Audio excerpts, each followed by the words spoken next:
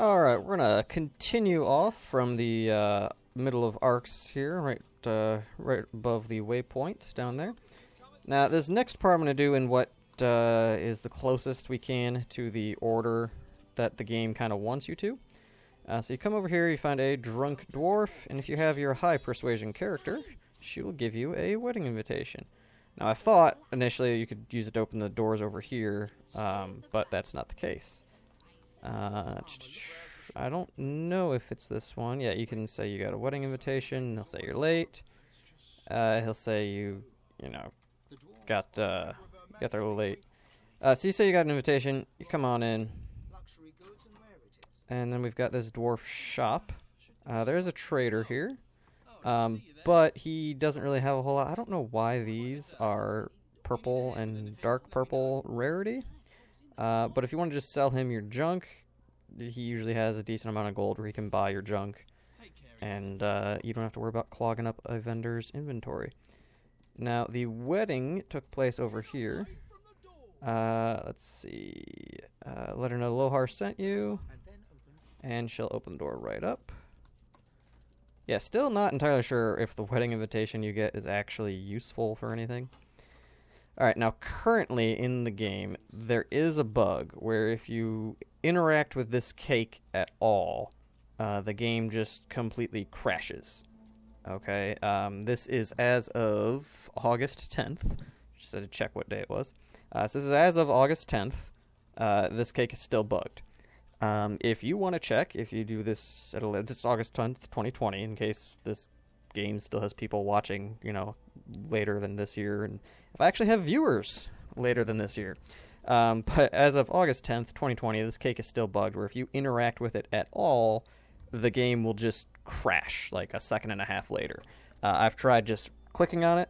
I've tried shooting it with an arrow, shooting it with a fireball, electrifying. Like any type of interaction with this cake will crash the game as of right now. The developers have said they are working on it or looking into it, but I'm like, it's been like a month, so I'm not super hopeful that it'll get fixed anytime soon. There's not a whole lot else over here to do because of that bug. You can get a chantrell, that'll let you go invisible. You can loot some of the bodies that are already here.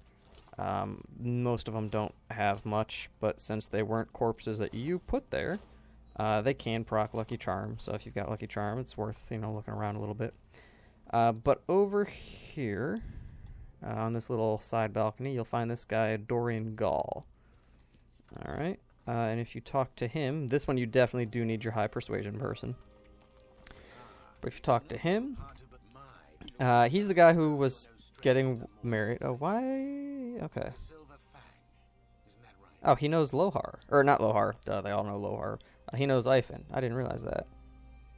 Alright, so let Ifen handle this. The man you speak of is not who I am anymore. Alright, so he's trying to pay Ifen to kill somebody, which is actually exactly what we're going to end up doing. Let's see. That's just not the kind of business I'm interested in. After the death fog. Alright, so we are actually gonna... Oh, what? Oh, can we not do this with Ifen as our persuasion guy? Oh, okay, I guess I don't need to persuade.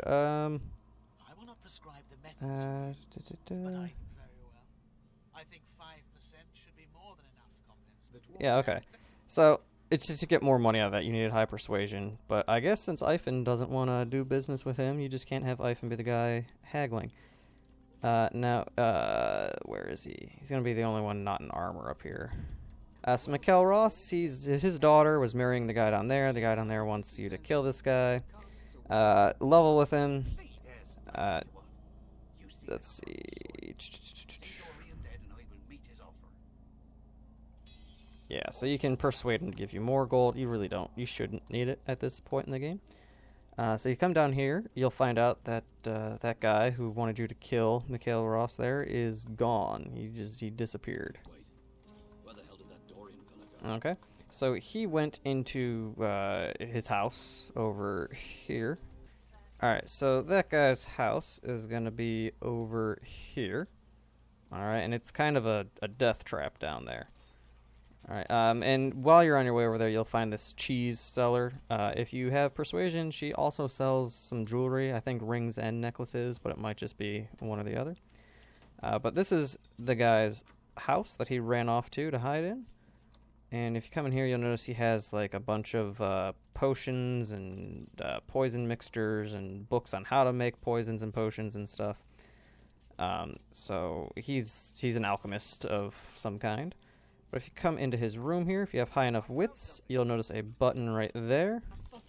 And that will move his bed and reveal this hatch down there. I don't think there's anything really of note up in his house. As usual, if you have Lucky Charm, feel free to look around. You'll probably get one or two good procs there. Now, over here, you'll see this room that has a bunch of oil. And there's a bunch of buttons all around the wall. And you gotta hit the right button to open this up. If you hit the wrong button, all this stuff blows up. It probably won't kill you, but it might. I don't know what everybody's armor is. But the I don't want to say answer to the riddle, but the key to figuring out which button you have to press is remembering that you're in a dwarf's house. So this button is, you know, decent height off the wall, or off the floor. That one's a decent height above the floor, above the floor, above the floor. This button's lower than the rest. He's a dwarf. He wants to hit the low button. Yeah. So that's... I like that. That's the way to figure out the button. That's the only clue they give you, is that it's lower and he's a dwarf. I guess even if he wasn't a dwarf, you'd be like, oh, this one's at a different height. It's the only one that's different at all. But, you know, I like the fact that it's because he's a dwarf. And then we're actually going to take these barrels and use them to... Oh, I thought it was Fane. We're going to take these barrels and cover up the poison traps over here. As Fane, you could just walk through, or any undead, you could just walk through the poison. But, you know, I don't have all undead here, so we're not going to do that. We're going to move that barrel there, and then move it onto there. And you notice he's got these failed experiments, these little slime ball things here. Alright, so we're just gonna kill this guy. Now, he does have a decently high initiative. I'm pretty sure he's outsped me in other runs. So in case you need that, yeah, he's got an initiative of 50. Meanwhile, Fane's initiative here is 55. So I pumped up his wits the whole game, and he still almost outsped me. So just be aware of that. We're gonna pop up here. He doesn't have too much physical armor, so we should be able to knock that down. But I am going to still use Master of Sparks, just to deal some damage to the little blobs if any of them are in range there. Okay, and it's looking like we're going to need to use Adrenaline to knock him down. I don't want to use Time Warp, just because, you know, Fane isn't a character that everybody uses, so Time Warp is... Oh, man, I might need to use Time Warp here. I'm going to need to either use Time Warp or get a crit...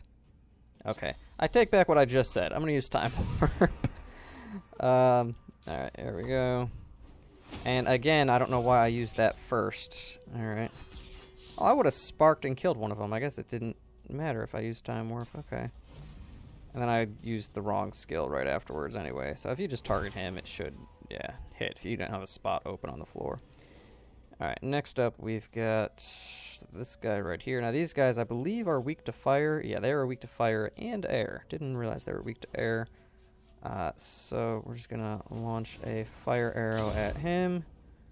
And then because we've got chloroform now, we can just launch chloroform over there. Save an extra point for next turn. And then since we just saw they were weak to air damage, we can have Losa... Oh, that barrel's in the way. That's why. I'm like, why can't I hit him with this? Okay. So we can probably just hit him with our wand, but I don't like doing that. We're going to hit him with a little lightning bolt there. And then the next one is all the way in the back there. So we're going to actually delay our turn, let it come to us, so that we don't waste action points going over there. And that's... Oh, that was acid. I thought that was a poison attack. I was going to say that only dealt damage because of the fire, but I guess it still would have done a little bit. Alright, so this guy's way over here. So Sabine...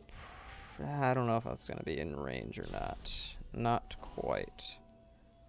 Alright, so we're gonna have to move up here. And then I'm just gonna use that so we can infect it. That'll work. And this should, yeah, spark over there.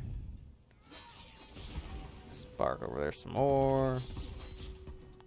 Alright, so now this guy's not going to be able to get crowd control with a normal attack. But I like to hoard grenades throughout the whole game just for instances like that. So somewhere in here, I would have thought it'd be up here with all these other grenades, but maybe Losa bought it. There we go. We've got 5 tremor grenades, so we're just gonna launch a tremor grenade at this guy. And because Fane has those boots that make him immune to knockdown, I don't have to worry about the tremor grenade affecting me.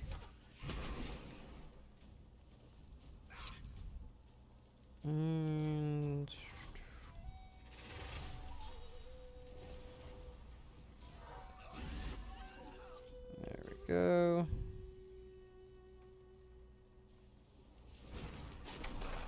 And where is this last blob at? Right there. So with high ground, 1300, I don't know if I'm going to be able to kill it. With one attack, at least. Maybe with a cursed fire arrow we'll have better luck. There we go. Alright, so we're going to have... go through this. Now, he does have a unique wand, which lets you summon a poison slug. Which... it's alright, I guess. Maybe you can find use for it. I don't particularly like it.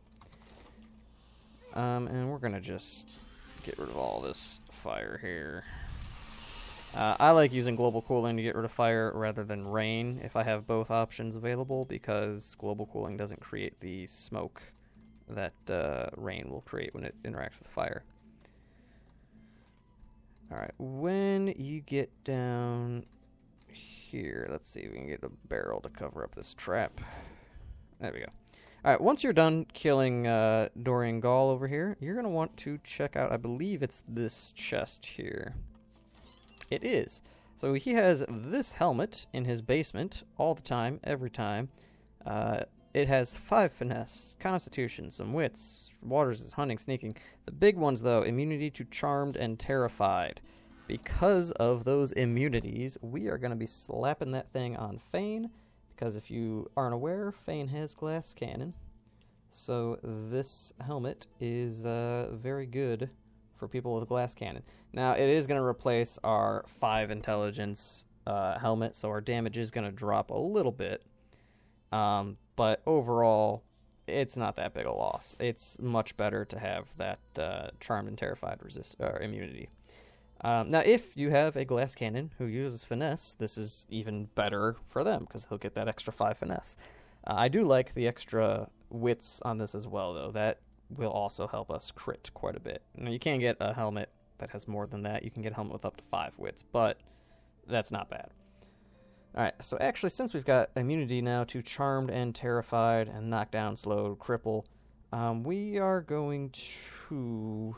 I want to get less intelligence still. Or do I want to go with less strength? You know what? I could equip, where is it? This one right here, and give him immunity to stun. But since that only leveled up because of Fletcher Corbin Day, and not necessarily everybody's going to be using Fletcher Corbin Day, I'm going to instead go with the chest piece to get him immune to being stunned. So we're going to go, why can I not read? Armor, there we go. Armor of the Eternals right here. We got Eternal Artifact, Eternal Plate, Metal Scraps, and a Source Orb. Do I really want to waste an Eternal Artifact to make this, though? Like, it's not that... Yeah, you know what? We'll just use Armor of Frost to get rid of stun. Alright, so if you want to get full, complete, always-on stun protection, you can make an Armor of the Eternals, or if you leveled that up using Fletcher Corbin Day, you could use that. We're actually not going to do either. We'll roll the dice with Fane getting stunned. Just got to be a little bit careful using Superconductor and having Losa fling some stuff around. Alright, so we're going to come back upstairs to talk to Mikhail Ross. Once again, if I can find him. There he goes. And Ivan was the one who talked to him before, I believe, so I'm going to have Ivan talk to him again. About his garden. Where is he? Oh. Alright. Tell him the groom won't be causing any more trouble. You'll get the quest reward. There may be one more thing you can help me with. Okay. Needs to stay between you and me. Right. Isn't your heart? It's about the queen. Oh yeah, so he wants you to now take down the queen. Alright.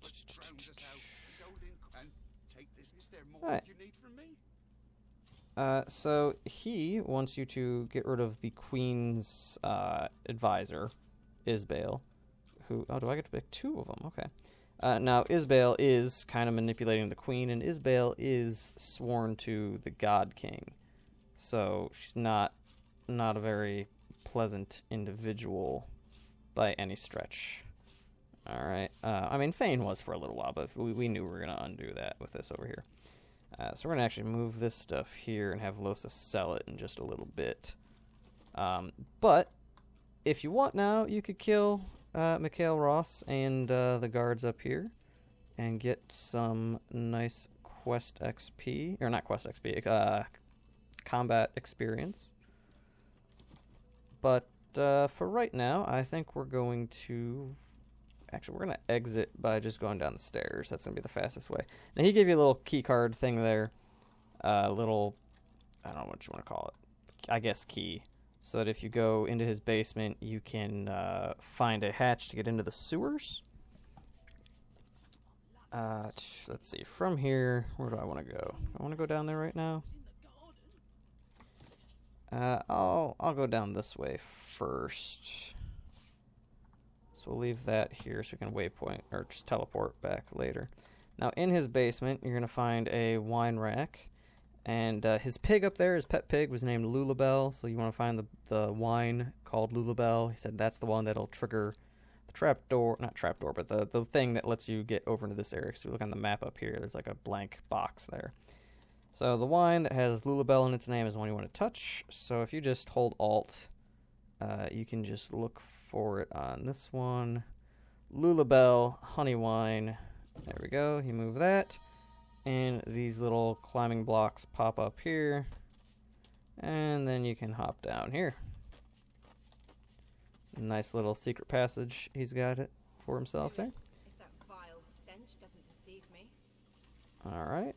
And then you are in the sewers. Now this is one way to get into the sewers. And this is honestly the quicker way to get into the sewers. But it's not the only way to get into the sewers. And actually, I'm going to use wings to speed this next part up a bit. Hop over here. And then over here.